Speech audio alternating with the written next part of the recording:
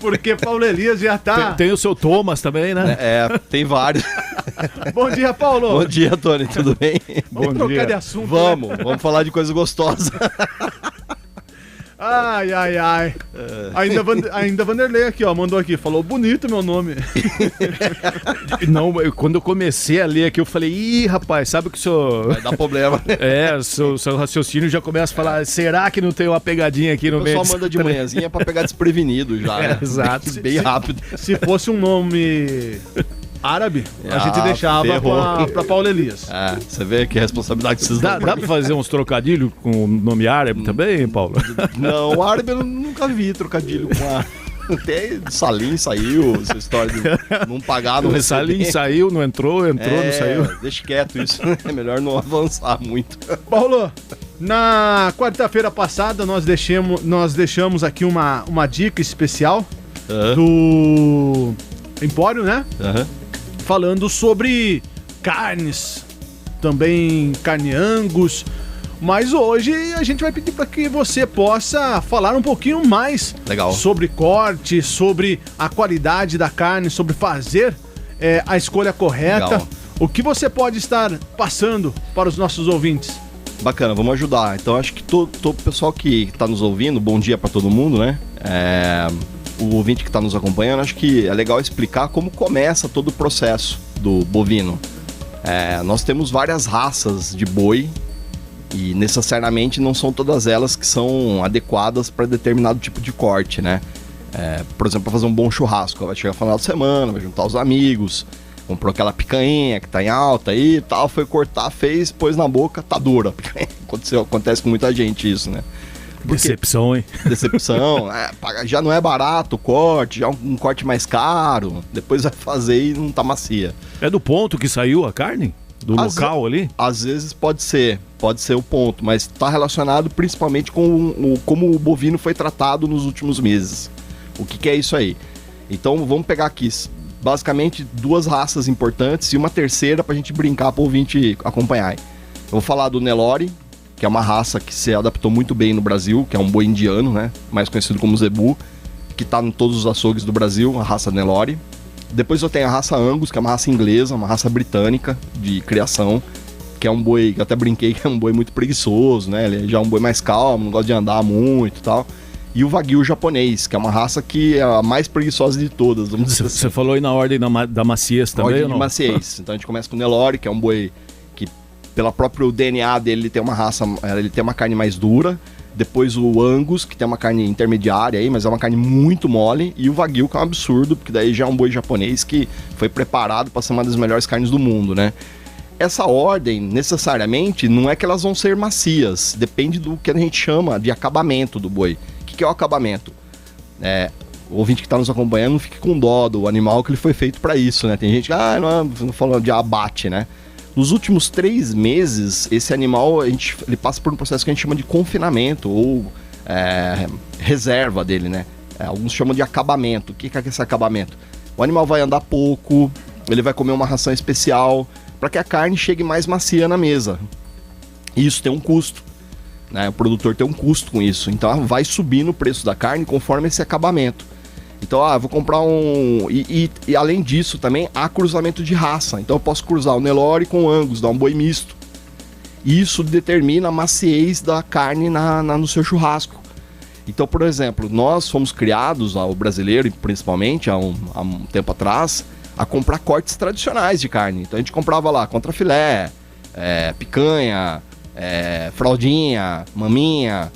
Hoje, com a chegada do advento da popularização do boi Angus, você tem cortes que aí o pessoal, tem muita gente que não conhece, consegue aproveitar melhor o boi. Por quê? Porque mesmo o dianteiro, ele é macio para se fazer um churrasco.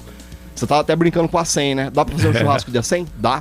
Se você pega um boi Angus que teve um bom acabamento, macio, você tira o A100 dele, que os americanos têm um corte do A100, que é o miolinho dele, eles chamam de chuck eye roll, que nós fazemos nos restaurantes, por exemplo, tanto no Santo Antônio como no Ramá, é uma delícia, ele é super macio, né? É lógico, todo grelhado tem seu segredo. Você vai fazer um churrasco, por exemplo, você tem que dar o que a gente chama de efeito Maillard na carne. Vem com a brasa em alta temperatura, Dá uma selada. 120 graus, marca ela para que as propriedades das fibras se unam e o líquido não passe, conserva o líquido lá dentro. Aí já começa o bom churrasco, a gente brinca, né? Depende da brasa. A brasa, o fogo é o principal elemento da cocção aí. Tem aquelas pessoas que já coloca o fogo na churrasqueira e já quer colocar a carne lá. A gordura a própria carne acender a churrasqueira. E não rola, né? É assim, é essencial que você forme brasa. É diferente de carvão. Né? O carvão, ele começa a desenvolver a brasa depois de um tempo. Não é rápido assim. Você vai olhar para a churrasqueira, o que você vai olhar ali? Você não vai ver a peça do carvão. Você vai ver algo brilhante, como a luz do nosso microfone aqui, uma luz acesa que é a brasa. Aí já tá aquela lei dos 4 segundos, você coloca a mão em cima, conta 1, 2, 3, se queimar tem que tirar rápido, aí já tá na hora de botar a tua carne ali. E é óbvio, se deixar a carne ali muito tempo, ela vai queimar.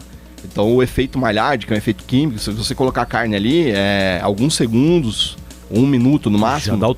Já dá o tombo, para poder selar a carne. E depois você vai por uma parte que a brasa tá mais amena na churrasqueira, para poder fazer o ponto certo da carne que você gosta.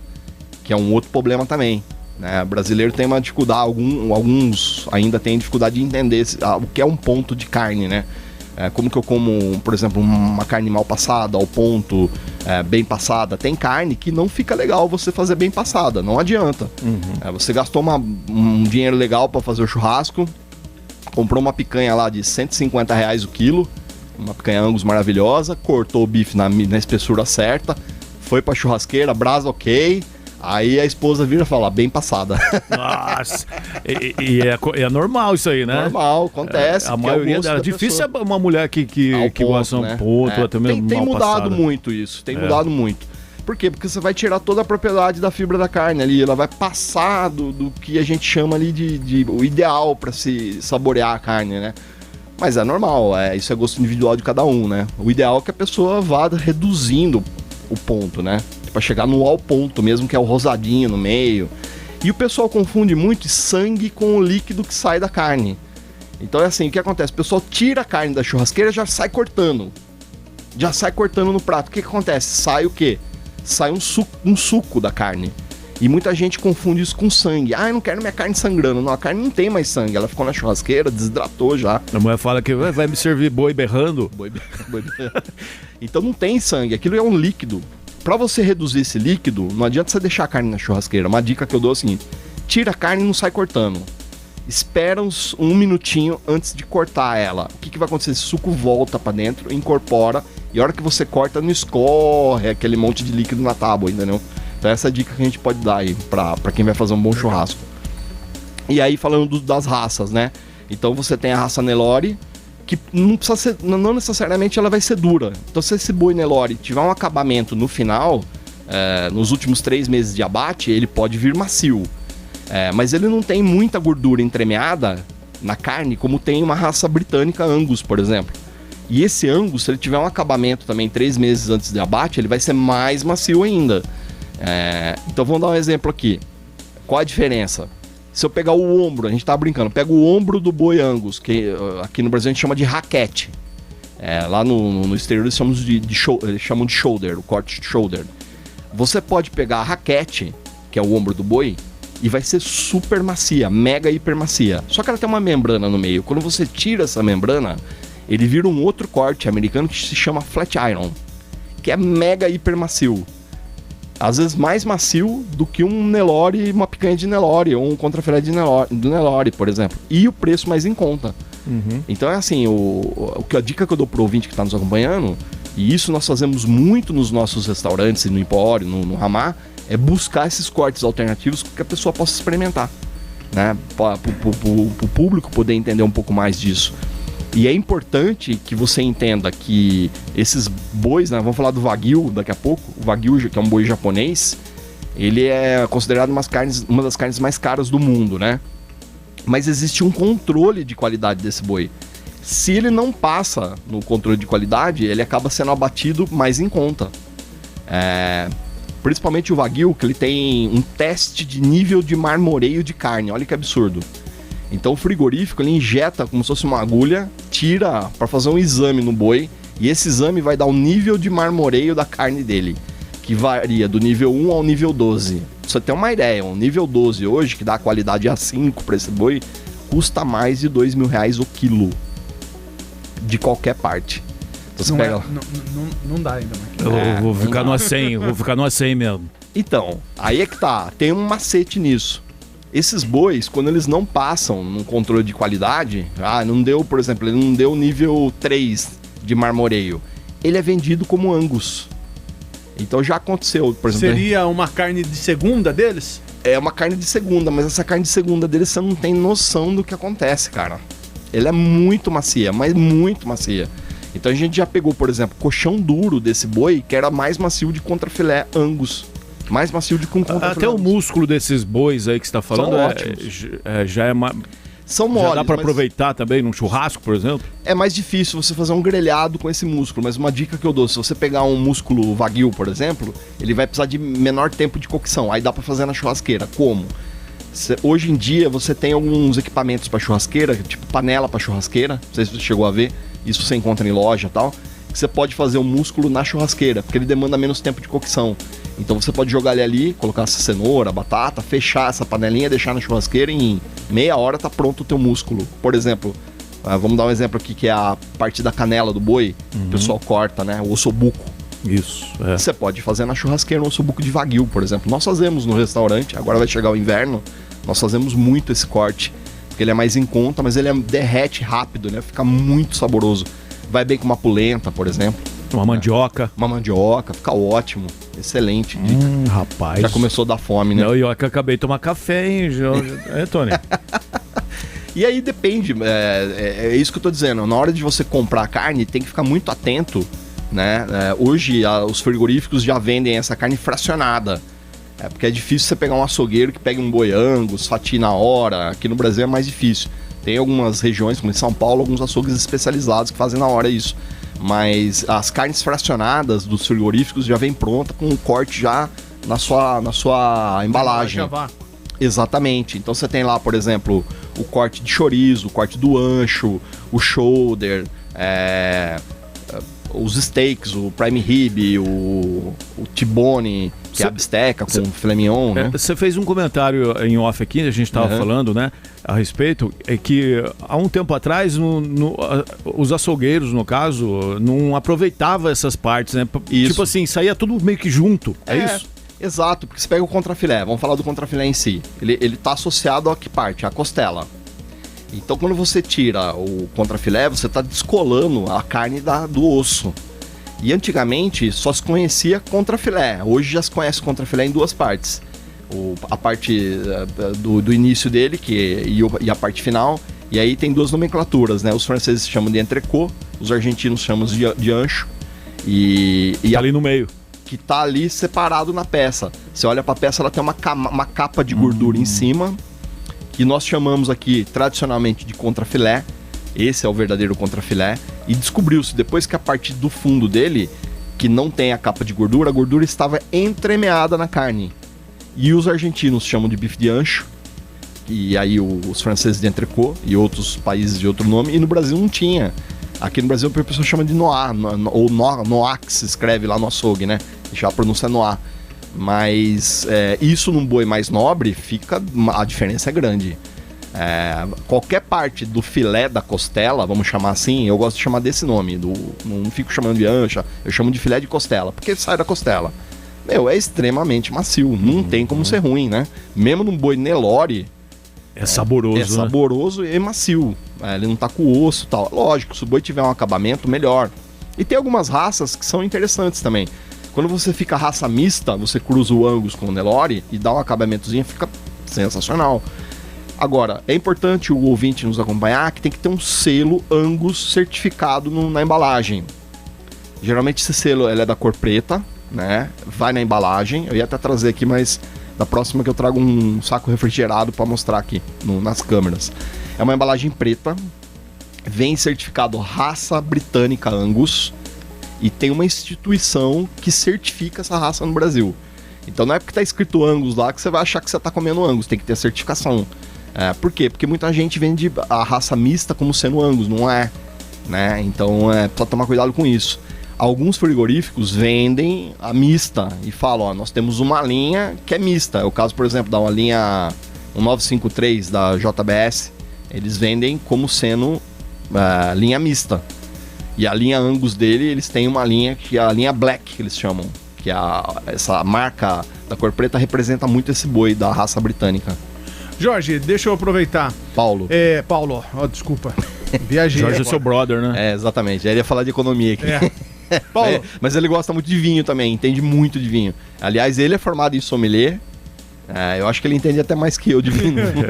Dá uma briga boa lá, hein? Uma briga boa. A respeito da gordura, muitas pessoas falam assim, a hora que você vê a peça lá, se a gordura tiver mais pra cor branca, ela tem um tipo de maciez, se ela tiver um pouquinho mais amarelada, ela tem outra. Tem algum fundamento ou é mais Não, depende da raça. Depende da raça do boi, é isso que eu disse. Por exemplo, pega a raça araguaia, que é um outro cruzamento. Talvez ele tenha uma coloração diferente da gordura. Mas depende do acabamento também. E depende do que o boi comeu também. Então, exemplo, vou pegar o salmão aqui. Vou fugir um pouquinho do boi. O salmão, tradicionalmente, do Atlântico aqui, ele não fica dessa cor, salmão. Ele é branco. O que o pessoal faz? Joga corante na ração. E aí ele fica vermelho. Problema. Cativeiro é normal isso. Nós comemos sem saber. A maioria dos salmões que a gente come salmão branco. Porque o salmão selvagem, tradicionalmente, custa muito caro o quilo. Vai chegar a 600, 700 reais o quilo da carne. É a mesma coisa o boi. Por que a gordura ficou com coloração amarela? Provavelmente esse boi ingeriu algum alimento que deu essa coloração para a carne dele. Porque tradicionalmente a gordura é da cor branca. Na origem animal, essa coloração da carne está relacionada ao que ele ingeriu de alimento. Então, por exemplo, se ele ingeriu muita grama ou algum tipo de planta que deu essa coloração, ou se ele ingeriu feno, ou se ele ingeriu ração, isso é muito comum acontecer. Ou alguma ração com corante, isso vai modificando a cor da carne do animal. Então, eu acho que prestar atenção muito na marca que você está comprando. Por quê? Porque tem muito frigorífico novo chegando bom, mas tem muito ruim também. Então tem que olhar na embalagem e ver que raça que você está comprando. Pô, o cara não fala que raça do boi que já complicou, né? Que raça que é? Não falou nada, deve ser Nelore.